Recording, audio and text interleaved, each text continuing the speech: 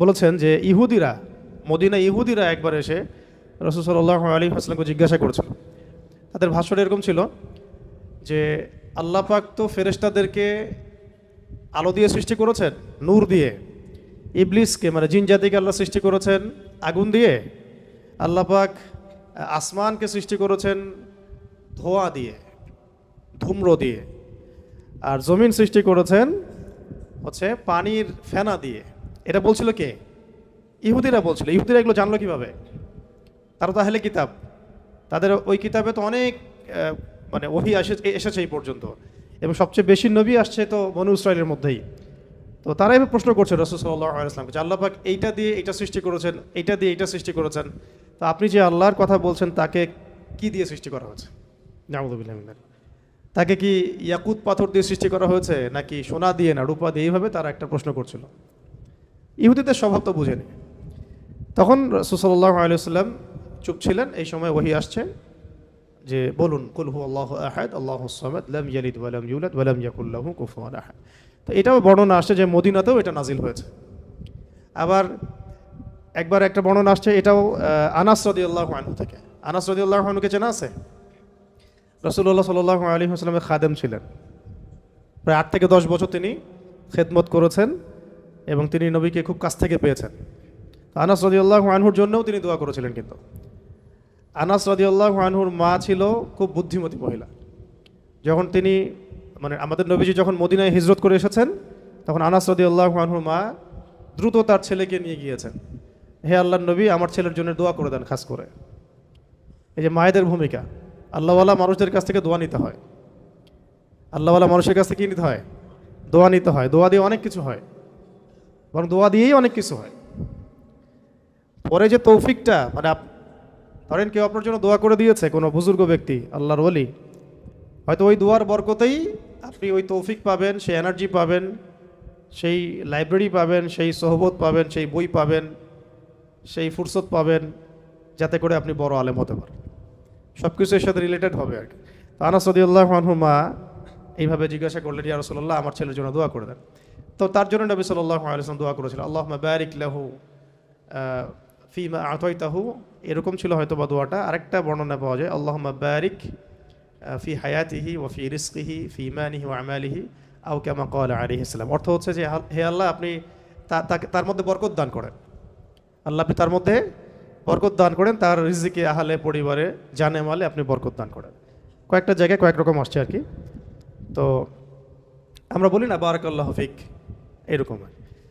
তো এই বরকতে আনাস রাদিয়াল্লাহু আনহুর এমন অবস্থা হয়েছিল যে মদিনায় কারো বাগানে খেজুর না ধরলেও তার বাগানে খেজুর ঢুকত।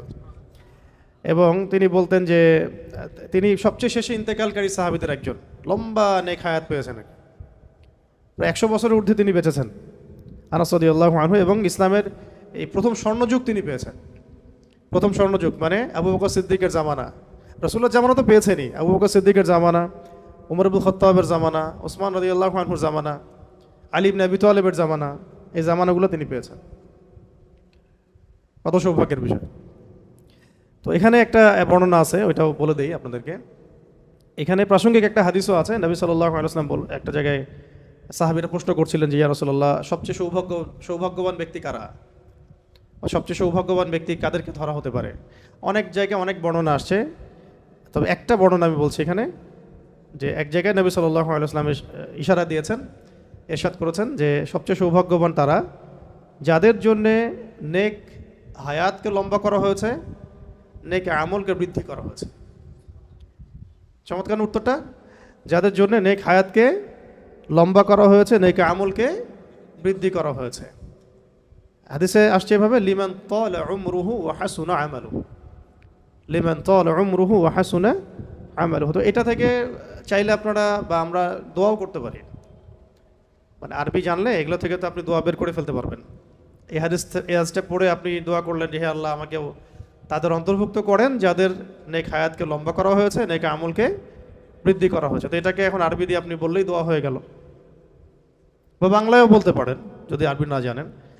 তো আরবিটা হবে এরকম, আল্লাহুম্মা ইজআলনি মিনহুম, আল্লাহুম্মা ইজআলনি মিনহুম লিমান তালা উমরুহু ওয়া হাসুনা আমালুহু। ঠিক আছে, এটা আরবি শিখাই দিলাম। আল্লাহুম্মা ইজআলনি মিনহুম লিমান তালা উমরুহু ওয়া হাসুনা আমালুহু। এই দোয়াটাও আপনারা প্র্যাকটিস করতে পারেন, চাইলে আমল করতে পারেন। তো আনাস রাদিয়াল্লাহু আনহু বলছেন, খায়বারের ইহুদিরা এরকম প্রশ্ন করেছিল। আবার নাজরান থেকে কিছু নাসারা আসছিল, নাজরান থেকে কিছু নাসারা আসে। নাজরান একটা জায়গা ছিল, খুব বিখ্যাত একটা জায়গা, কিন্তু এই নাজরানের খ্রিস্টানদের সম্পর্কে সূরা আল ইমরানেও আয়াত আছে, মুবাহালার আয়াতগুলো পড়বেন। তো এখানে তারা এসে জানতে চাইছে যে আল্লাহ রাব্বুল আলামিন কিসের তৈরি। নাউযু বিল্লাহি মিন যালিক। তো তখন এই উত্তরে সূরা ইখলাস নাজিল হয়েছে। অনেকগুলো বর্ণনা আসছে যে সূরা ইখলাস মক্কাতেও নাজিল হয়েছে, মদিনাতেও নাজিল হয়েছে। আবার এমন হতে পারে যে উভয় ক্ষেত্রেই আল্লাহ পাক নাজিল করেছেন, এমনও হতে পারে। এখানে ইখতিলাফটা মানে মৌলিক বিষয় না, মূল বিষয় হচ্ছে কোন প্রেক্ষাপটে নাজিল হয়েছে।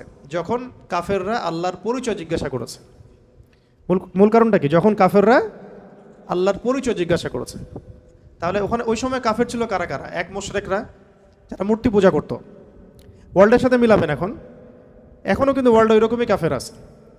এক ধরনের কাফের ছিল ওই সময় আবু জাহেল, আবুল আহাবরা, যারা মূর্তি পূজারী, মুশরিক। এদেরকে কি বলে? মুশরিকিন। এরা ছিল মুশরিক।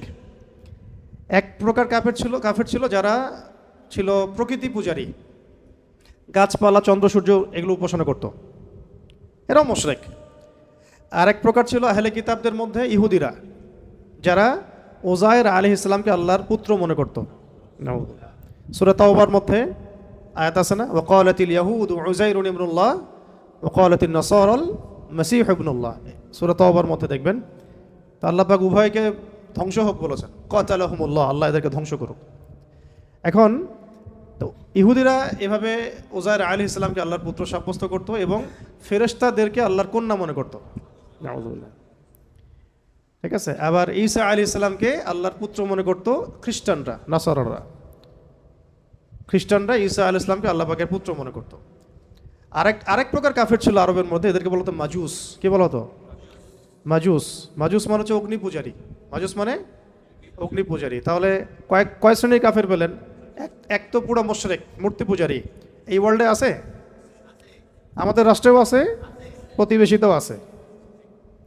ঠিক আছে না? 2 নম্বর হচ্ছে প্রকৃতি পূজারী। প্রকৃতি পূজারীও কিন্তু আমাদের সমাজে আছে। এক প্রকার ছিল কাফের, ওই সময় নাস্তিকও ছিল। এই দলিলটা সূরা মুমিনুনের মধ্যে আছে।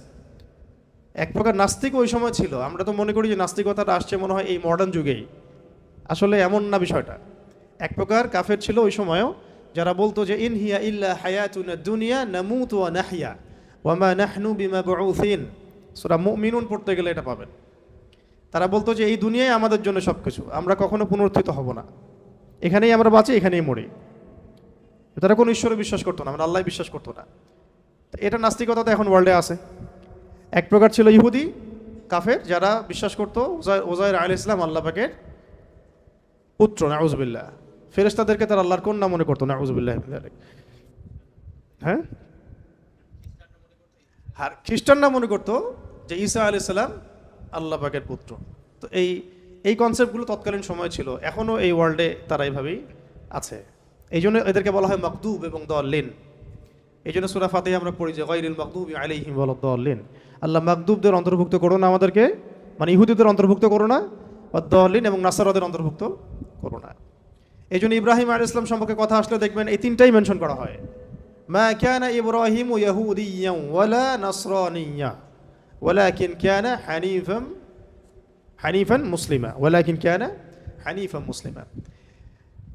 আরেকটা সূরা আছে ওয়ামা কানা মিনাল মুশরিকিন। তাহলে ইব্রাহিম আলাইহিস সালাম ইহুদি ছিল না, নাসারা ছিলেন না, এবং তিনি মূর্তি পূজারীও মুশরিকও ছিলেন না, তিনি ছিলেন একনিষ্ঠ মুসলিম। এই কারণে আকীদা পরিষ্কার করে ফেলতে হবে আর কি।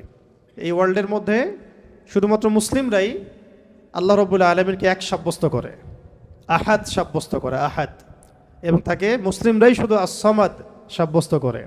এবং আমরাই বিশ্বাস করি তিনি কাউকে জন্ম দেন নাই, লাম ইয়ালিদ ওয়া লাম ইউলাদ, এবং আমরাই বিশ্বাস করি ওয়ালাম ইয়াকুল লাহু কুফুয়ান আহাদ, তার সমতুল্যর কিছু নাই। তো এটা কিন্তু অন্য কোনো ধর্মের মধ্যে এই কনসেপ্ট নাই, কিন্তু না হিন্দু ধর্মে আছে, না খ্রিস্টান ধর্মে, না বৌদ্ধ ধর্মে, না মাজুস অগ্নি পূজারীদের মধ্যে। তো মাজুস কারা ছিল? পারস্যের মানুষরা মাজুস ছিল। এখনকার ইরাক ইরানের কন্টিনেন্টে ছিল পারস্যের মানুষরা, ওই সময় ওদেরকে মাজুস বলা হতো। তো এখনও এই মাজুসি এই ধর্ম সরাসরি না থাকলেও মুসলিমদের মধ্যে কিন্তু এই সমস্যাগুলো আবার আসছে আর কি। দেখবেন কোনো কালচারাল কোনো প্রোগ্রাম হইলে মোমবাতি প্রজ্বলন হয়, সেদিনও দেখলাম অনলাইনে আমরা মোমবাতি প্রজ্বলন করে গান গাওয়া হচ্ছে। মোমবাতি প্রজ্বলন করে গান গাওয়া, আগুনকে সম্মান করে, এগুলো মাজুসদের কাজ, মাজুসি ধর্মের। এদের সাথে আমাদের যুদ্ধ হয়েছে, ভয়াবহ যুদ্ধ হয়েছে তাদের সাথে। কাদেসিয়ার যুদ্ধ হয়েছে মাজুসিদের সাথে। কাদেসিয়ার যুদ্ধের হিস্ট্রি পড়লে দেখবেন 8,500 মুসলিম শহীদ হয়েছে ওই যুদ্ধে। কত হাজার? 8,500 মুসলিম শহীদ হয়েছে কাদেসিয়া যুদ্ধের পরে। এই যে হীরা নগরী, ইরাকের পুরো ইরাক ইরান কন্টিনেন্টটা আমাদের মানে দখলে চলে আসছে আর কি। এরপর থেকে এই জায়গায় আর মানে ইহুদি খ্রিস্টান মাজুসিরা ঢুকতে পারে না, কিন্তু এখন নতুন করে ফিতনা তো আছেই, তো ওইটা অন্য আলোচনা। তো এখন আমরা বুঝতে পারলাম যে এই সূরাটা নাজিল হয়েছে কোন প্রেক্ষাপটে, যখন কাফেররা আল্লাহ পাকের পরিচয় জিজ্ঞাসা করছে। কারণ যারা শিরকে লিপ্ত, কুফরিতে লিপ্ত, তারা দেখছে যে আল্লাহ তাদের আল্লাহ সামনে, তাদের দেবতা সামনে, তারা দেখতে পারে। কেউ মনে করে যে আল্লাহ মানে ঈশ্বর মনে হয় এমনই যার পুত্র আছে নাউজুবিল্লাহ, কন্যা আছে নাউজুবিল্লাহ, যিনি মনে হয় কোনো কিছু সৃষ্টি, যার কোনো মাধ্যম আছে ইত্যাদি। ওরা এভাবেই এই আইডিওলজিতেই তারা বিশ্বাসী ছিল। তো তারা এখন নবী সাল্লাল্লাহু আলাইহি ওয়াসাল্লামকে প্রশ্ন করছে যে তোমার আল্লাহ কেমন? আমাদের তো ইলাহ আমরা এরকম মনে করি, আমাদের ইলাহ বা আমাদের ঈশ্বরকে তো আমরা এমন মনে করি, তো তোমার আল্লাহ কেমন? তোমার আল্লাহ এর ডেফিনেশন দাও। তখন আল্লাহ রাব্বুল আলামিন সূরা ইখলাস নাজিল করেন। ইখলাস মানে একনিষ্ঠ খালেস তাওহীদ, খালেস তাওহীদ। এখানে এই সূরার মধ্যে তাওহীদ আছে, খালেস তাওহীদ, যেটা তাওহীদ হচ্ছে আমাদের দ্বীনের মূল ভিত্তি। তাওহীদ নাই, দ্বীনের কোনো কিছুই বাকি নাই। তাওহীদ যার মধ্যে নাই, দ্বীনের কিছুই বাকি নাই। তো তাওহীদ, রিসালাত, আখিরাত, আমাদের দ্বীনের 3টে স্তম্ভ কি? তাওহীদ, রিসালাত এবং আখিরাত। তো তাওহীদের মূল বুনিয়াদ এই সূরার মধ্যে আল্লাহ পাক নাজিল করে দিয়েছেন। আল্লাহ পাক তখন বললেন বিসমিল্লাহির রহমানির রহিম, কুল, হে নবী আপনি বলে দিন। মুআউযিযাতাইনের সাথে সূরা ফালাক নাসের সাথে ইখলাসও আমল করতে হয় সকাল সন্ধ্যায় এবং রাতে, কিন্তু তাফসীরে আমরা এটা আলাদা করে আলোচনা করছি, কারণ প্রসঙ্গটা আলাদা, নাজিলের প্রেক্ষাপটটা আলাদা। আল্লাহ পাক বলছেন কুল, আপনি বলুন হে নবী, হুয়াল্লাহু আহাদ, হুয়া মানে তিনি, হুয়া মানে তিনি, আল্লাহ মানে আল্লাহ, আহাদ মানে এক। কুল মানে বলুন, হুয়া মানে তিনি, আল্লাহ মানে আল্লাহ, আহাদ মানে এক। কি অ্যান্সারটা দিলেন? বলেন, আপনি বলেন হে নবী, আল্লাহ এক। তোমরা যে এতগুলো দেবদেবীর উপাসনা করো, এটা আল্লাহ না। তোমরা যে এরপরে আসতেছে এই আল্লাহ এক বলে সমস্ত বহুত্ববাদীদের ভিত্তি ভেঙে দেওয়া হলো, তাই না? যত বহুত্ববাদী আছে সব ভিত্তি এক শব্দে শেষ করে দেওয়া হলো। বলুন আল্লাহ যিনি হবেন তাকে এক হতে হবে। আর এই সূরা নাজিলের আগে মক্কা একটা ঘটনা ঘটেছিল। সেটা হচ্ছে বেলাল রাদিয়াল্লাহু আনহুকে প্রচণ্ড নির্যাতন করা হচ্ছিল, বিকজ তিনি ইসলাম কবুল করেছিলেন। হ্যাঁ, বেলাল হাবশি রাদিয়াল্লাহু আনহু, যার পায়ের আওয়াজ নবী সাল্লাল্লাহু আলাইহি ওয়াসাল্লাম শুনতেন জান্নাতে গেলে। তা আমরা এটা বলছিলাম আজকে এক জায়গায় আলোচনায়, যে নেতা এমন হতে হবে যিনি তার কর্মীদের বা তার অনুসারীদের পায়ের আওয়াজ পর্যন্ত চিনে। আর আমরা এখন অনলাইনে ফ্যান ফলোয়ার্সদেরকে মনে করি যে তারা আমার সাথে একটা রেভলিউশনে গেলে আমার সাথে থাকবে। ফ্যান ফলোয়ার্স দিয়ে রেভলিউশন হয় না, বিপ্লব হয় না। নিবেদিত প্রাণ একনিষ্ঠ মানুষ লাগবে পাশে, আশেপাশে, যাদেরকে আমি চিনি, যাদেরকে আমি দেখেছি, যাদের পায়ের আওয়াজও আমি চিনি। নবী সাল্লাল্লাহু আলাইহি ওয়াসাল্লাম যাদেরকে নিয়ে সমাজ বিপ্লব করেছেন, তারা দারুল আরকামে গড়ে উঠেছেন। প্রতিদিন দেখা হতো, সাক্ষাৎ হতো, 5 ওয়াক্ত নামাজে দেখা হতো, তাই না? একে অপরকে জানতেন, বুঝতেন, চিনতেন। আর আমরা এখন ভার্চুয়াল একটা মানে জগৎকে আমাদের অনেক কিছু মনে করি। তো এখানে একটা বিষয় মাথায় দিয়ে দিই আপনাদেরকে, যদি সমাজ বিপ্লবের ফিকির থাকে তাহলে আমাদেরকে কাছাকাছি আসতে হবে আর কি। কাছাকাছি আসতে হবে মানে কাছাকাছি জামাবদ্ধ থাকতে হবে, একে অপরের সাথে কমিউনিকেশন থাকতে হবে, দেখা সাক্ষাৎ থাকতে হবে, ওঠা বসা থাকবে, চলাফেরা থাকবে। এইরকম আমাদের সাপোর্ট করতে পারে অনেক মানুষ, বিদেশ থেকেও অনেকে সাপোর্ট করতে পারে, দেশে ভালো কিছু হতে পারে না। কিন্তু আপনি যে অভ্যুত্থান, বিপ্লব যেগুলো বলছেন শব্দগুলো, বা দিন প্রতিষ্ঠা, আল্লাহর দিন, আল্লাহর জমিন, আল্লাহর দিন কায়েম, এগুলোর জন্য একনিষ্ঠ মানুষ দরকার আশেপাশে। একটা পুরো মানে একটা চেইন অফ কমান্ড দরকার, এক কথা। এটা ছাড়া ভার্চুয়ালি হয় না এগুলা। যাই হোক, ওটা ভিন্ন প্রসঙ্গ। আমরা এখন যেটা বলছিলাম যে বেলাল রাদিয়াল্লাহু আনহুর পায়ের আওয়াজও নবীজি চিনতেন। তিনি কিন্তু যখন তাকে দেখানো হচ্ছে তখন কিন্তু তিনি তাকে দেখেন নাই যে বেলাল রাদিয়াল্লাহু আনহুর সামনে হাঁটতেছেন, তার পায়ের খসখস আওয়াজ শুনছেন। ওর কোনো বর্ণনা আসছে খরম যে পড়তাম না আমরা আগে, খটখট খট করে শব্দ হতো, এই আওয়াজ তিনি পাচ্ছিলেন। তো এই আওয়াজ যে বেলাল রাদিয়াল্লাহু আনহুর, তিনি কিভাবে বুঝলেন? তার মানে দুনিয়াতে যখন বেলাল রাদিয়াল্লাহু আনহু তার আশেপাশে চলছেন, তার আওয়াজ তো তিনি শুনতে পাচ্ছেন, দেখছেন, এবং আল্লাহ পাক তাকে জানিয়ে দিচ্ছেন এটা বেলাল রাদিয়াল্লাহু আনহুর মর্তবা মাকাম।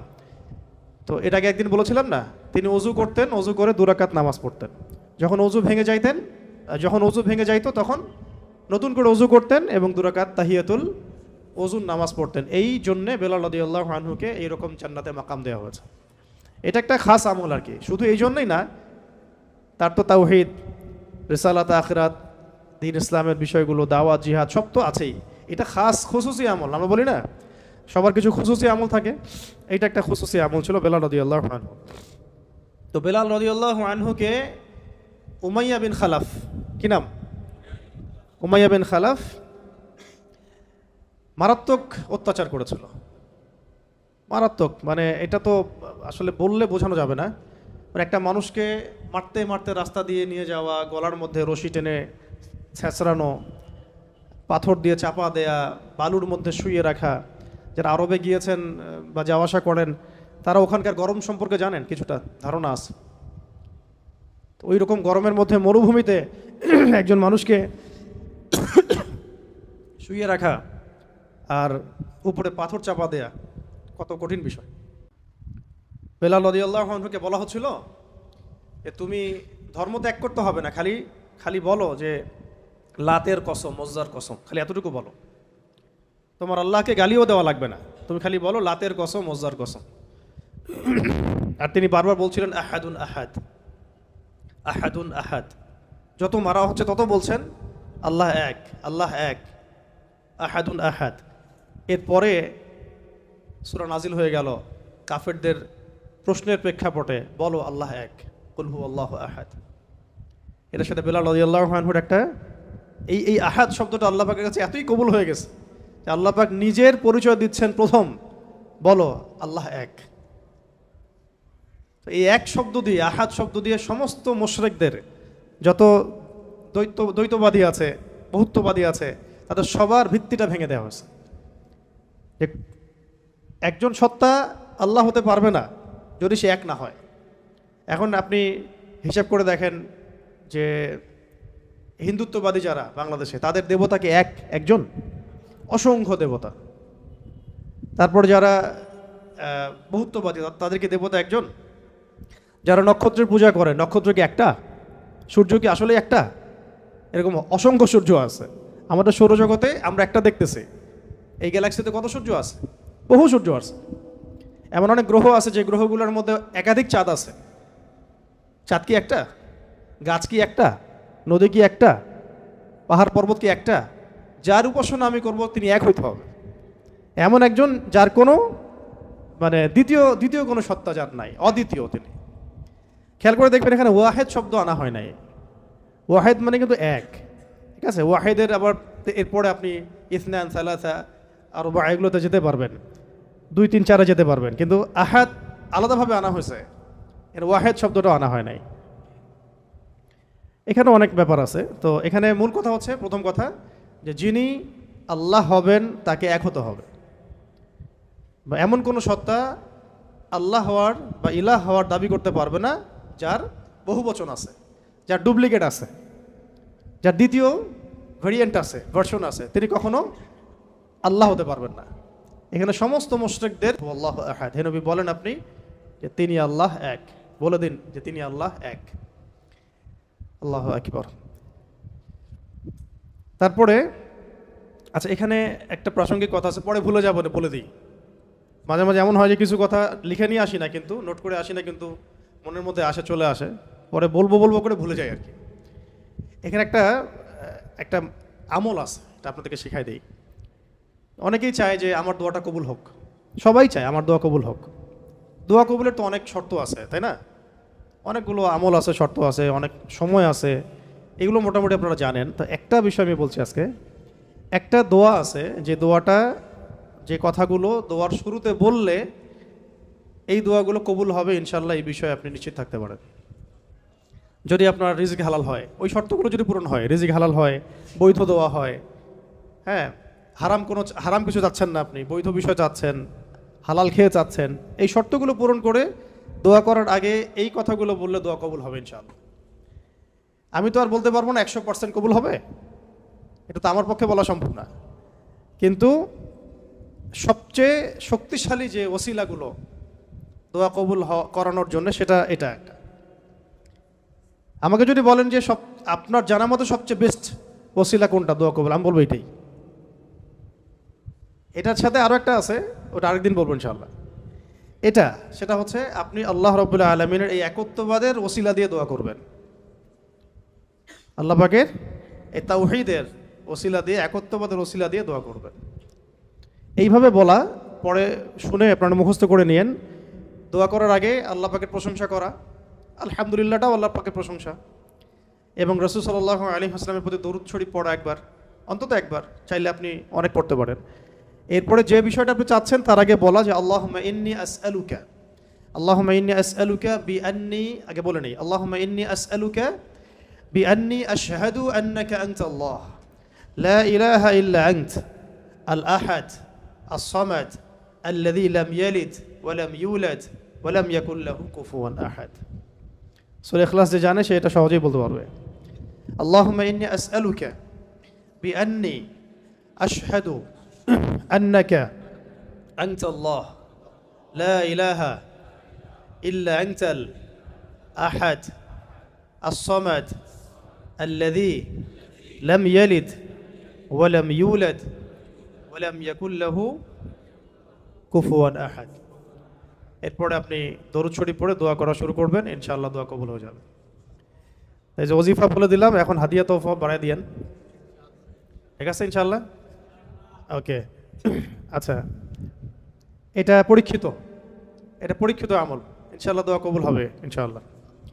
আরও যদি সুন্দর করতে চান তাহলে আল্লাহুম্মা ইন্নী আসআলুকা বিআন্নী আশহাদু আন্নাকা আনতাল্লাহ, এর সাথে লা ইলাহা ইল্লা আনতাল আহাদ আল ওয়াহিদ আস-সামাদ আল্লাযী লাম ইয়ালিদ ওয়া লাম ইউলাদ ওয়া লাম ইয়াত্তাখিয ওয়ালাদান ওয়া লাম ইয়াকুল লাহু শারীকুন ফিল মুলক।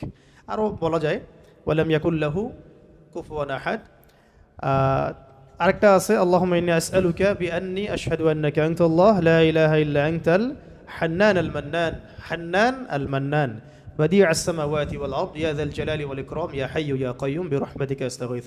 এইটা দিয়ে দোয়া করা যেতে পারে শুরুতে, ঠিক আছে? এগুলো আমল করবেন ইনশাআল্লাহ। প্রথমটা তো সহজ, ওইটা বললাম, আল্লাহুম্মা ইন্নী আসআলুকা। একা দোয়া করলে আল্লাহুম্মা ইন্নী আসআলুকা, একসাথে করলে আল্লাহুম্মা ইন্না নাসআলুকা। একা করলে আল্লাহুম্মা ইন্নী আসআলুকা, একসাথে করলে তখন আল্লাহুম্মা ইন্না নাসআলুকা বিআন্নী আশহাদু আন্নাকা আনতাল্লাহ লা ইলাহা ইল্লা আনতাল আহাদ আস-সামাদ আল্লাযী লাম ইয়ালিদ ওয়া লাম ইউলাদ ওয়া লাম ইয়াকুল লাহু কুফুয়ান আহাদ। এর অর্থ হচ্ছে, হে আল্লাহ, আমি এই ওসিলায় তোমার কাছে প্রার্থনা করছি, আর এটা জেনে আমি তোমার কাছে প্রার্থনা করছি, এইটার দাবি দিয়ে আমি তোমার কাছে প্রার্থনা করছি যে তুমি এক, তুমি অমুখাপেক্ষী, তুমি কাউকে জন্ম দাও নাই, কারো কাছ থেকে তুমি জন্ম নেও নাই, তোমার সমতুল্য কিছু নাই। এইটার ওসিলা দিয়ে আল্লাহ আমি তোমার কাছে প্রার্থনা করতেছি। এর চেয়ে বড় ওসিলা হয়? তাওহীদের চেয়ে বড় ওসিলা হয় না। এরপরে আরেকদিন আরেকটা ইনশাআল্লাহ শিখাই দেব। এটা গেল ওই যে বললাম বেলাল রাদিয়াল্লাহু আনহুর অত্যাচারের পরে নাজিল হওয়ার পর আল্লাহ রাব্বুল আলামিন প্রথম জানাই দিলেন যে বলো আল্লাহ রাব্বুল আলামিন এক। এই এক দিয়ে কি হয়েছে, সমস্ত বহুত্ববাদীদের যে ধর্মবিশ্বাসের যে ভিত্তি, এটাকে ভেঙে দেওয়া হয়েছে, ঠিক আছে? 2 নাম্বার হচ্ছে আল্লাহ পাক বললেন যে আল্লাহুস সামাদ, আল্লাহ অমুখাপেক্ষী শব্দটাকে সালাফগণ, আসলাফগণ, আকাবিরগণ অনেকভাবে ব্যাখ্যা করেছেন। আমি একটু ওইটা পড়ে শোনাই, তাহলে আপনাদের জন্য সুবিধা হবে। অমুখাপেক্ষিতাকে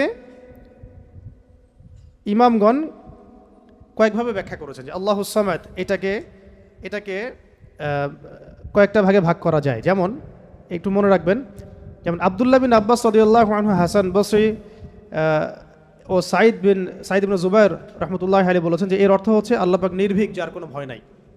আল্লাহুস সামাদ মানে আল্লাহ পাক নির্ভীক, যার কোনো ভয় নাই। এমনিতে আমরা বাংলা বুঝলাম আল্লাহুস সামাদ মানে আল্লাহ পাক অমুখাপেক্ষী, মানে যার কাউকে প্রয়োজন নাই, সমস্ত সৃষ্টির তাকে প্রয়োজন, এবং তিনি সমস্ত সৃষ্টি থেকে অমুখাপেক্ষী, কোনো জরুরত নাই সৃষ্টির কাছে তার। আল্লাহ পাক কারো কাছে রিজিক চান না, কারো কাছে আল্লাহ পাক রিজিক চান না। এমন না যে আমরা সবাই আল্লাহর ইবাদত করলে আল্লাহ পাকের শক্তি বেড়ে যাবে, মোটেই না। আল্লাহ পাক যেমন ছিলেন তেমনই থাকবেন। আবার এমন না যে সব মানুষ যদি কুফরি করা শুরু করে আল্লাহ পাকের শক্তি কমে যাবে, কখনোই না। মানে এই পুরো বিশ্ব জাহান সৃষ্টি করার আগে আল্লাহ যেমন ছিলেন, আজও তেমন আছেন, চিরকাল তেমন থাকবেন। আল্লাহ পাক অমুখাপেক্ষী। অমুখাপেক্ষী মানে কারো প্রয়োজন নাই। এই জন্য একটা দোয়ায় আমরা বলি না যে আল্লাহুম্মা কফিনি বিহালালিকা আন হারামিক ওয়া আগনিনি বিফাদলিক আম্মান সিওয়াক, মানে আল্লাহ আপনি আপনার হালাল দিয়ে হারাম থেকে আমাকে বাঁচায় দেন, এবং আপনি ছাড়া বাকি সমস্ত বিষয় থেকে আমাকে অমুখাপেক্ষী রাখেন। তা আমরা যদি আল্লাহর প্রতি মুখাপেক্ষী হই, তাহলে অন্য মাখলুকের প্রতি আমরা কি মুখাপেক্ষী হব?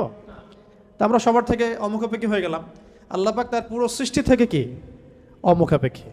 এটাকে আস-সামাদ শব্দ দিয়ে ব্যাখ্যা করা হয়েছে। তো ইমাম আব্দুল্লাহ বিন আব্বাস রাদিয়াল্লাহু আনহুর ব্যাখ্যায় বললাম যে এটা বলা হচ্ছে যে তার কোনো ভয় নাই, তিনি নির্ভীক, তার কোনো ভয় নাই। ইমাম শাআবী রহমতুল্লাহ আলাইহি বলেন যে সামাদ হচ্ছেন তিনি যিনি পানাহার করেন না। এক এক স্কলার এক একভাবে আসলাফগণ ব্যাখ্যা করেছেন। ইবনে জুবাইর রাদিয়াল্লাহু রহমতুল্লাহ আলাইহি বলেন যে আস-সামাদ শব্দের অর্থ হচ্ছে তিনি সমস্ত গুণ এবং কর্মে নিখুঁত, তিনি সমস্ত গুণ এবং কর্মে নিখুঁত। হযরত কাতাদা রহমতুল্লাহ আলাইহি বলেন যে সমগ্র সৃষ্টি জগৎ ধ্বংস হওয়ার পর যিনি বাকি থাকবেন তিনি হচ্ছেন আস-সামাদ।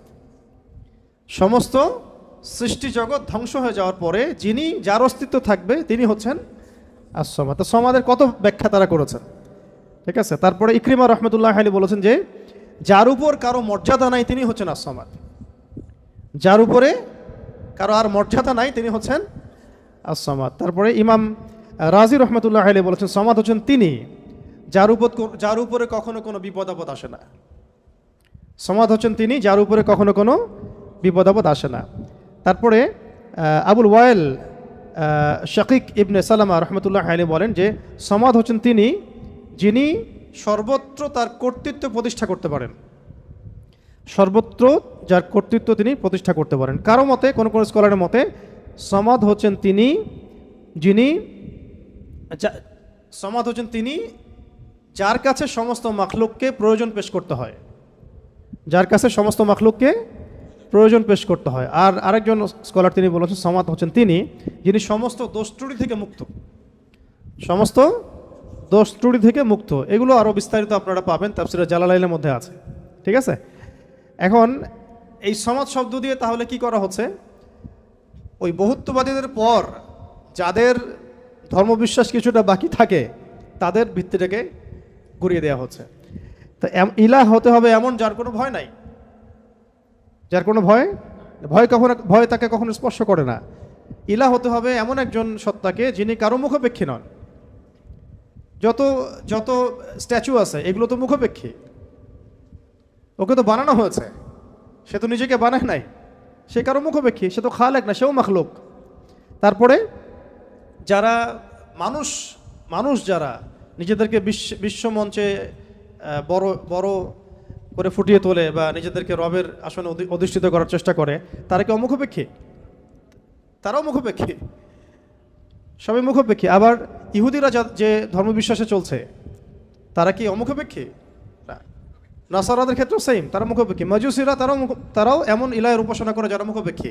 শুধুমাত্র মুসলিমরাই এমন একজন ইলাহের উপাসনা করে বা ইবাদত করে, উপাসনা না ইবাদত করে, যিনি অমুখাপেক্ষী, সমস্ত ত্রুটি থেকে মুক্ত, বিচ্যুতি থেকে মুক্ত, যিনি সমস্ত দোষ ত্রুটি থেকে মুক্ত, যিনি হচ্ছেন কারো কাছে কিছু চান না, সবাই তার কাছে চায়, যাকে কখনো বিপদ আপদে স্পর্শ করে না, যিনি পানাহার করেন না, যিনি তার সৃষ্টি এবং কর্মে নিপুণ, এবং যার উপরে কারো কোনো মর্যাদা নাই। এবং যখন সৃষ্টি জগৎ ধ্বংস হয়ে যাবে যিনি বাকি থাকবেন তিনি হচ্ছেন আল্লাহ রাব্বুল আলামিন। তো এখানে আস-সামাদ শব্দের অনেক গভীর কথা আছে, ব্যাখ্যা আছে আর কি। এগুলো ইনশাল্লাহ আমরা আরও পরে সেশনে করবো ইনশাল্লাহ। আজকে আমরা একটু কোড আলোচনা করতেছি। 3 নম্বরে আল্লাহ রাব্বুল আলামিন বলেছেন যে বলুন হে নবী যে আল্লাহ তিনি লাম ইয়ালিদ ওয়া লাম ইউলাদ। বলুন তো, সামনে কমন নেওয়া হয়েছে, কুল বলুন, বলুন আল্লাহ এক, আল্লাহুস সামাদ, আল্লাহ আস-সামাদ, আল্লাহ অমুখাপেক্ষী। আপনি বলে দিন হে নবী যে লাম ইয়ালিদ ওয়া লাম ইউলাদ। লাম ইয়ালিদ তিনি জন্ম দেন নাই, লাম ইয়ালিদ মানে তিনি জন্ম দেন নাই। এটা দিয়ে কাদের ভিত্তি ভেঙে দেওয়া হলো? ওই যে ইহুদি খ্রিস্টানদের, যারা আল্লাহর পুত্র সাব্যস্ত করে, কন্যা সাব্যস্ত করে, ওদের ধর্মবিশ্বাসের ভিত্তি ভেঙে দেওয়া হলো। লাম ইয়ালিদ তিনি জন্ম দেন নাই। তো এমন একজন সত্তাকে আল্লাহ হতে হবে যিনি কাউকে জন্ম দেন না কখনো। আমরা এই দুনিয়াতে যা দেখছি সব কিছু কিন্তু জন্মিত বা জন্ম দিচ্ছে বা জন্মিত। মানুষের কথা বলেন, আপনি যে কোনো মাখলুকের কথা বলেন, এমনকি প্রকৃতির যে বিষয়গুলো আমরা দেখি এগুলোও তো জন্মিত আর কি, মাখলুক, এগুলো কোনো না কোনো জায়গা থেকে আসছে। তো আল্লাহ রাব্বুল আলামিন হতে হলে এমন একজন সত্তা হতে হবে যিনি কাউকে জন্ম দেন নাই। ওয়ালাম ইউলাদ, এটা আরও কঠিন, এটা আরও কঠিন। কেউ জন্ম দেয় না সেটা একটা হতে পারে, একজন ধরেন মহিলা আছে জন্ম দেয় নাই সন্তান, তো সে তো কারো কাছ থেকে জন্মিত হয়েছে। দেখে দুইটা রাস্তাই বন্ধ করে দেওয়া হলো যে আল্লাহ হতে হবে এমন একজন সত্তাকে যিনি না জন্ম দিয়েছেন না কারো কাছ থেকে জন্ম নিয়েছেন। এটা আরও কঠিন, এবং এই কাঠিন্যের মধ্যে কোনো সত্তা পড়তে পারে না আল্লাহ ছাড়া। এই মানদণ্ডে আল্লাহ ছাড়া অন্য কোনো সত্তা কখনো পড়তে পারে না, যিনি জন্ম দেন নাই, কারো কাছ থেকে জন্মও নেন নাই। অনেকে প্রশ্ন করে যে অনেকের মধ্যে ওয়াসওয়াসা আসে যে এই বিশ্বজাহান আল্লাহ সৃষ্টি করেছেন, আল্লাহকে কে সৃষ্টি করেছে? নাউযু বিল্লাহি মিন যালিক। নবী সাল্লাল্লাহু আলাইহি ওয়াসাল্লাম বলেছেন যখনই এমন কোনো চিন্তা আসবে, এই চিন্তা শয়তান ঢুকিয়ে দেয়, যখনই এমন কোনো চিন্তা আসবে সেজন্য পরে আউযু বিল্লাহি মিনাশ শাইতানির রাজীম, এবং ঈমান পাকাপোক্ত করার জন্য যেন পরে আমানতু বিল্লাহি ওয়া রুসুলিহি, আমানতু বিল্লাহি ওয়া রুসুলিহি, রুসুলিহি বহুবচন, আমানতু বিল্লাহি ওয়া রুসুলিহি। আল্লাহকে যদি কেউ জন্ম দিত বা আল্লাহ যদি কোনো জায়গা থেকে সৃষ্টি হতেন, তাহলে যে স্রষ্টা তিনি তো আল্লাহ হতেন, তাই না? আল্লাহ যদি নাউজুবিল্লাহ কারো কাছ থেকে সৃষ্টি হতেন তাহলে তো তিনি আল্লাহ হতেন না। এমন একজন সত্তাকে আল্লাহ হতে হবে যিনি সৃষ্টি নন, যাকে কেউ সৃষ্টি করে নাই, বরং তার কাজ সৃষ্টি করা। এটা তো আপনি কার্যকারণ তত্ত্ব থেকে বলছেন, এটা ফিলোসফিতে একটা তত্ত্ব আছে, কার্যকারণ তত্ত্ব। মানে তত্ত্বটা হচ্ছে এরকম, ইউনিভার্সিটিতে আমাদেরকে একটু পড়ানো হয়েছিল আর কি, যে প্রত্যেকটা কাজের পিছনে একটা কারণ থাকে। আসলে তাই, কিন্তু প্রত্যেকটা কাজের পিছনে একটা কারণ আসলেই থাকে। শয়তানির পিছনেও কোনো না কোনো কারণ তো আছে, কেন শয়তানি করতেছে এটা কারণ তো আছে। প্রত্যেকটা কাজের পিছনে একটা কারণ থাকে। এই তত্ত্বটাকে তারা বলতো কার্যকারণ তত্ত্ব আর কি। তো এই তত্ত্ব থেকে তারা এই প্রশ্নটা উত্থাপন করেছে যে তাহলে আল্লাহকে কে সৃষ্টি করেছে? ঠিক আছে, এখানে এই তত্ত্বটা নিজেই তার দোষে ত্রুটিযুক্ত আর কি। আল্লাহকে যদি কেউ সৃষ্টি করে তাহলে তো সে আল্লাহ হবে, তাকে কেউ সৃষ্টি করলে সে আল্লাহ হবে, তাকে কেউ সৃষ্টি করলে সে আল্লাহ হবে। এইভাবে আপনি কোথায় গিয়ে শেষ করবেন? যেখানে আপনার চিন্তার জগৎ শেষ হবে সেখান থেকে আল্লাহ রাব্বুল আলামিন শুরু হবেন ইনশাআল্লাহ। ব্যাপারটা এরকম আর কি। তো আল্লাহ রাব্বুল আলামিন কাউকে জন্ম দেন নাই, কারো কাছ থেকে জন্ম নেন নাই, সহজ কথা। আর এখান থেকে ইহুদি এবং খ্রিস্টানদের যে ধর্মভিত্তি এটাকে একেবারে ভেঙে দেওয়া হয়েছে। ওয়াকালাতিল ইয়াহুদ উযাইরুন ইবনুল্লাহ ওয়াকালাতিন নাসারা আল মাসীহু ইবনুল্লাহ, এটাকে ভেঙে দেওয়া হয়েছে। এবং তারা যে বলতো যে তিন খোদায় যে তারা বিশ্বাস করত, ট্রিনিটি, এটাকেও ভেঙে দেওয়া হয়েছে। ঠিক আছে, আবার মুশরিকদের ভিত্তিটা তাগেই ভেঙে দেওয়া হয়েছে। এরপরেও যারা বাকি ছিল ওদেরকে আস-সামাদ দিয়ে ভেঙে দেওয়া হয়েছে। তারপর সবশেষ ওয়ালাম ইয়াকুল্লাহু কুফুয়ান আহাদ, ওয়ালাম ইয়াকুল্লাহু কুফুয়ান আহাদ। এটা এত কঠিন যে এটা মানে উতরে যাওয়ার মতো আসলে ক্ষমতা আল্লাহ ছাড়া কারোরই নাই, এটা অসম্ভব। ওয়ালাম ইয়াকুল্লাহু কুফুয়ান আহাদ, ওয়া মানে এবং, ওয়া মানে এবং, ইয়াকুন মানে হয়, লাহু মানে তার জন্যে, কুফুয়ান মানে সমকক্ষ বা সমতুল্য, আহাদুন মানে কেউই। এখানে আহাদুন মানে আসলে কেউই। ওয়া মানে এবং, লাম ইয়াকুন, ওয়ালাম ইয়াকুন এবং হয় না, লাম মানে না, লাম হচ্ছে অতীতকালে না বাচক বোঝায়, অতীতকালে না বাচক, এগুলো মনে রাখবেন। ওয়া মানে এবং, ওয়াবের দুটো অর্থ হয় আল কোরআনে, কখনো কখনো শপথ বা কসম অর্থে আসে, কখনো কখনো এবং অর্থে আসে। যেমন ওয়া তিন ফলের কসম, ওয়াল আসরি সময়ের কসম। আর এখানে ওয়া জবর মানে হচ্ছে এবং, ওয়ালাম লাম হচ্ছে অতীতকালে না বাচক, অতীতকালে না বাচক। যেমন আমি কখনো বলিনি, আমি করিনি, আমি যাইনি, এগুলো বোঝাতে লাম শব্দ প্রয়োগ করা হয়। ঠিক আছে? ওয়ালাম ইয়াকুন, ইয়াকুন মানে হয়, লাম ইয়াকুন মানে হয় না, ওয়ালাম ইয়াকুন এবং হয় না, এবং হয় না, লাহু মানে তার জন্যে, লাহু মানে তার জন্য বলতে এখানে আল্লাহর দিকে নিসবত করা হচ্ছে। ওয়ালাম ইয়াকুন লাহু, তার জন্যে হয় না, কি হয় না? কুফুয়ান, মানে কুফু মানে কি? সমতুল্য, সমকক্ষ। অনেকে বলেন না বিয়ের ক্ষেত্রে কুফু দেখতে হয়, সমতুল্য, সমকক্ষ, সামঞ্জস্যতা। আহাদ, কেউই, মানে তার সমতুল্য সমকক্ষ কেউ নাই, তার সমতুল্য সমকক্ষ কেউ নাই। এটা হচ্ছে আরও কঠিন, কারণ একজন ধরেন আহাদ উতরে আসলো, সমাদে গিয়ে শেষ হয়ে গেল। কেউ হয়তো বলছে লাম ইয়ালিদ ওয়া লাম ইউলাদ, এটাতে এটাকে কোনোভাবে ব্যাখ্যা করছে, ধরেন কোনোভাবে উল্টাপাল্টা ব্যাখ্যা করছে, কিন্তু শেষে গিয়ে এসে কিন্তু আর আর পারবে না। ওয়ালাম ইয়াকুল্লাহু কুফুয়ান আহাদ, তার সমতুল্য কিছুই নাই। ধরেন আপনি বললেন যে এই মূর্তিটা নাউজুবিল্লাহ একটা দেবতা, কেউ বললো হয় কোনো মুশরিক, তাহলে এই মূর্তি একটা না, এই মূর্তি আরও অনেক আছে, সামঞ্জস্য আছে। কেউ যদি বলে এই নক্ষত্রটা তার ইলাহ, নাউজুবিল্লাহ, এই নক্ষত্র একটা না, তার সামঞ্জস্য আরও আছে, সিমিলারিটিস আছে আর কি। ঠিক আছে? কেউ বললো যে অমুক নবীর সন্তান আল্লাহর পুত্র, নাউজুবিল্লাহ, তা এই নবীর সন্তান একজন না, আরও বহু নবী আছে, তাদের সন্তান হয়েছে। এইরকমই ওয়ালাম ইয়াকুল্লাহু কুফুয়ান আহাদ হচ্ছে এমন একজন সত্তাকে আল্লাহ হতে হবে যার সাদৃশ্য কিছু নাই। লাইসা লাইসা কামিথলিহি শাই, তার সমতুল্য, তার মতো কিছু নাই।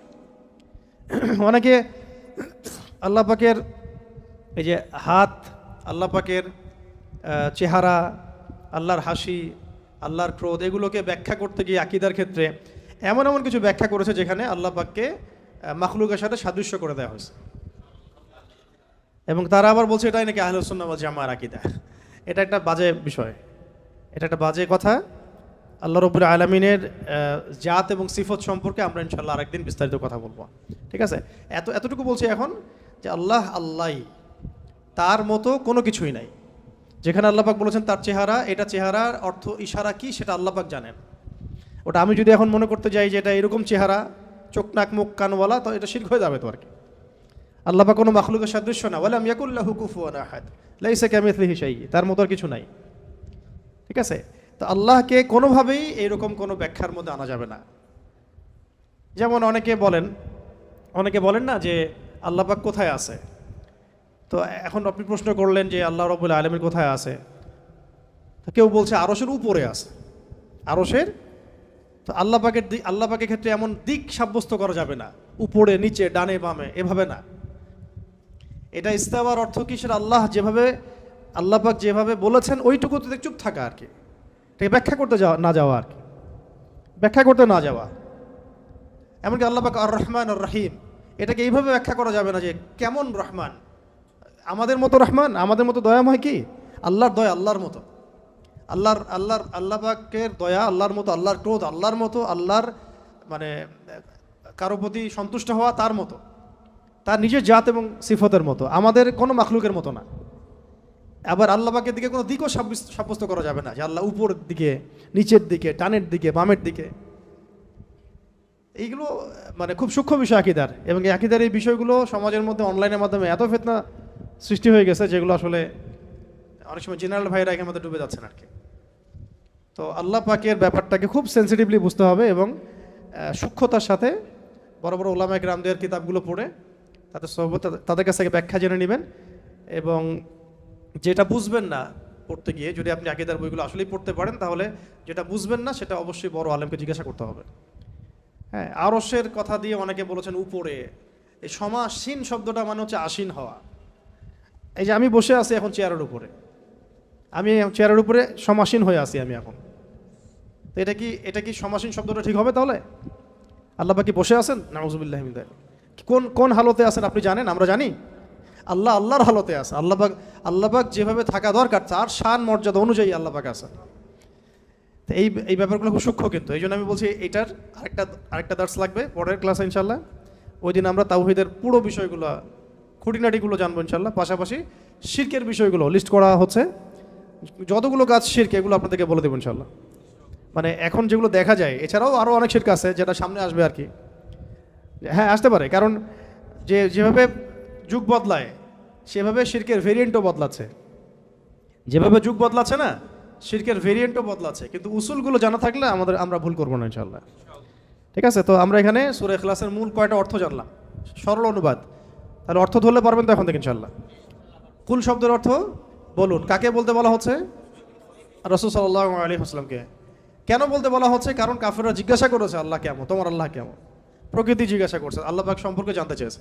আল্লাহ পাকের ডেফিনেশন কোন সূরা আছে? ইখলাস। এই সূরাকে বলা হয় তাওহীদের সূরা, একনিষ্ঠতা। ঠিক আছে, খালেস তাওহীদ। এবং কোরআনের যে 3টা ভাগের কথা বললাম, 3 ভাগের 1 ভাগই হচ্ছে তাওহীদ।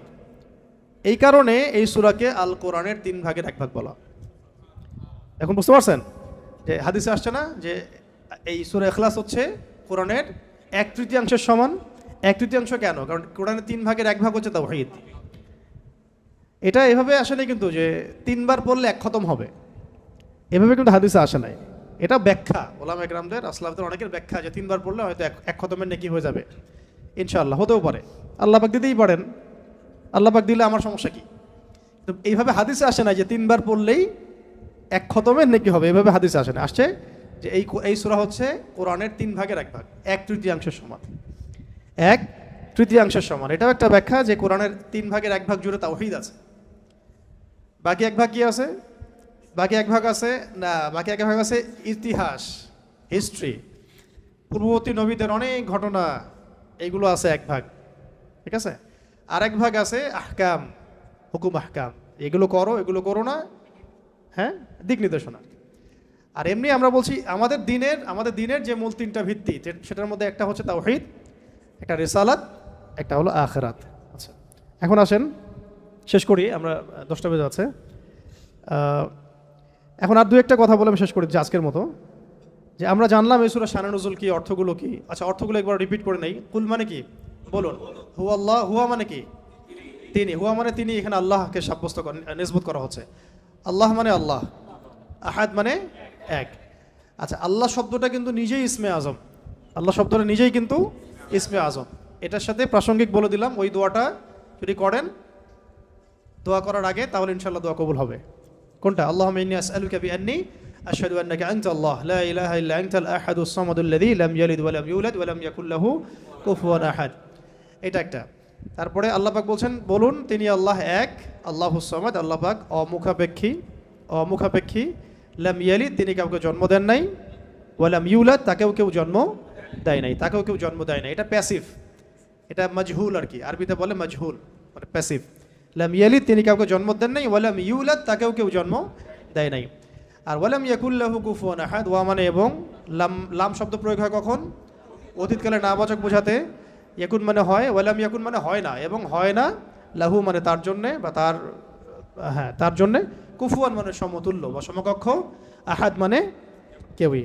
তাহলে তার সমতুল্য বা তার সমকক্ষ কেউ নাই। আচ্ছা, আজকে আমরা যতটুকু জানলাম আর কি, একটা হলো সূরাতুল ইখলাসের নামকরণ, তারপরে এর অর্থগুলো, এটা মাক্কি সূরা না মাদানী সূরা, এর শানে নজুল, এগুলো জানা হয়েছে, এবং সংক্ষিপ্ত শাব্দিক অনুবাদ জানা হয়েছে। বাকি এর আরও বেশ কিছু বিষয় আছে, যেমন এর মধ্যে তাওহীদ আছে, তাওহীদের প্রকরণগুলো, যেমন তাওহীদ রুবুবিয়্যাত, তাওহীদ উলুহিয়্যাত, তাওহীদ আসমা সিফাত, ইনশাআল্লাহ আমরা আগামী দার্সে জানবো। এবং তাওহীদের ফজিলত, তাওহীদ না থাকলে কি হবে, এবং তাওহীদের বিপরীত শিরক কাকে বলে, এবং এর ক্ষতিকর দিকগুলো কি কি, শিরকের কুফল এবং এর শাস্তি, এবং শিরকের প্রকারভেদ, যেমন আকীদার ক্ষেত্রে শিরক, আমলের ক্ষেত্রে শিরক, কথার ক্ষেত্রে শিরক, এবং গোপন শিরক বা রিয়া। এর সাথে আধুনিক বিশ্বে যে শিরকগুলো দেখা যায় সেগুলোর তালিকা। এই জিনিসগুলো ইনশাআল্লাহ আমরা আগামী দার্সে জানবো। এর সাথে ঈমান ভঙ্গের 10টা কারণ, ঈমান ভঙ্গের 10টা কারণ, এগুলো খুবই ভাইটাল। ইনশাআল্লাহ পরের দার্সে সবাই আসবেন, এটা আমরা আশা করতেছি। আর শেষ করার আগে শুধু আমি এই সূরার কয়েকটা ফজিলত বলে আপনাকে শেষ করতেছি, এটা জানা দরকার আছে, তাহলে আমাদের আগ্রহ জন্মাবে। তো ফজিলতগুলো আপনারা মাসিক আল কাউসারও পাবেন, অনলাইনে মাসিক আল কাউসারও পাবেন। আমি কয়েকটা ফজিলত নোট করে আনছি আপনাদেরকে একটু বলার জন্য। 1 নাম্বার, ঠিক আছে, একটু মনে রাখেন, ফজিলত জানলে কি হয়, ওইটার উপর আমল করার আগ্রহ বাড়ে।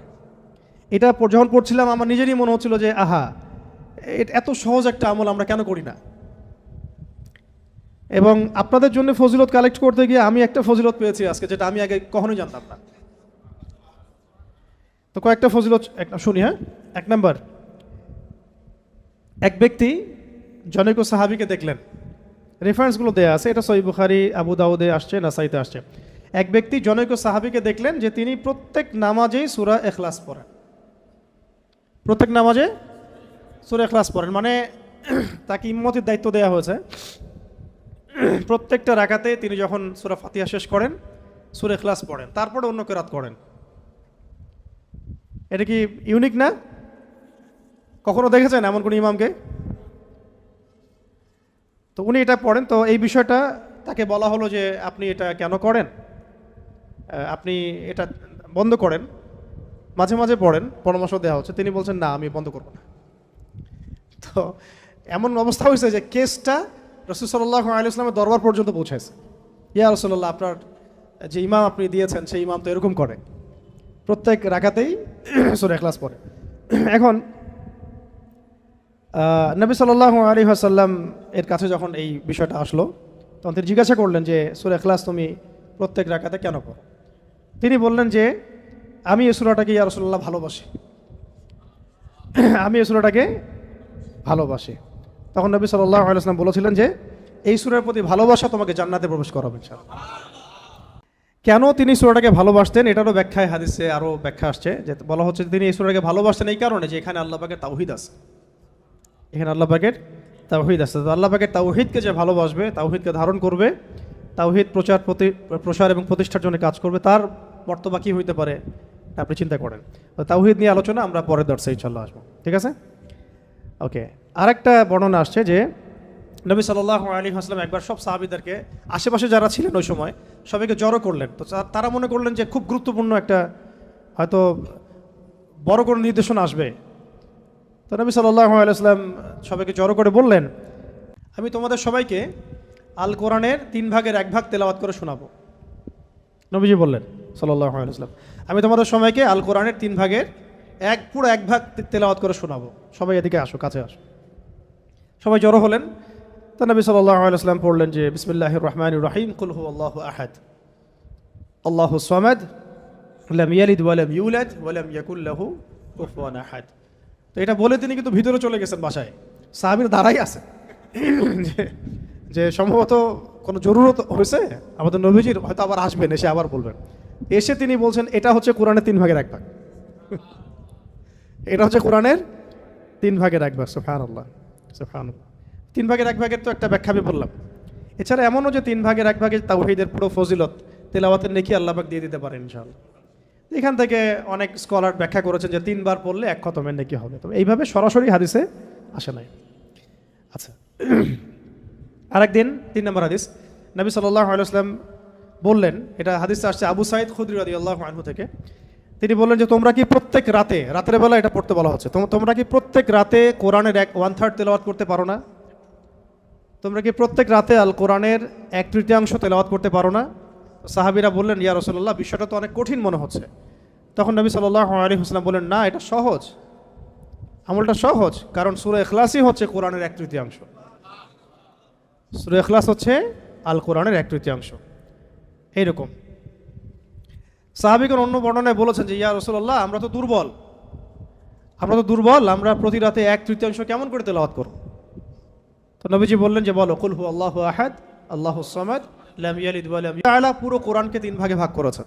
একটু আগে আমি বললাম, আল্লাহ তাআলা পুরো কোরআনকে 3 ভাগে ভাগ করেছেন। এর মধ্যে সূরা ইখলাসটাই 3 ভাগের 1 ভাগ। সূরা ইখলাসটা হচ্ছে 3 ভাগের 1 ভাগ। আচ্ছা, তো এরকম বেশ কিছু বর্ণনা আছে মানে সিমিলার আর কি, ওটা আমি রিপিট করছি না। তবে আমি যে কয়েকটা বলতে চাচ্ছিলাম সেটা হলো যে এটা 4 নাম্বারটা, এটা ভালো করে শোনেন, খুব ভালো করে শোনেন। একবার নবী করিম সাল্লাল্লাহু আলাইহি ওয়াসাল্লাম একটা সফরও ছিলেন এবং সফরে তো অনেক ঘটনাই ঘটে। এক পর্যায়ে জনৈক সাহাবীকে তিনি শুনলেন, তিনি তেলাওয়াত করছেন কুল ইয়া আইয়ুহাল কাফিরুন। কোন সূরা?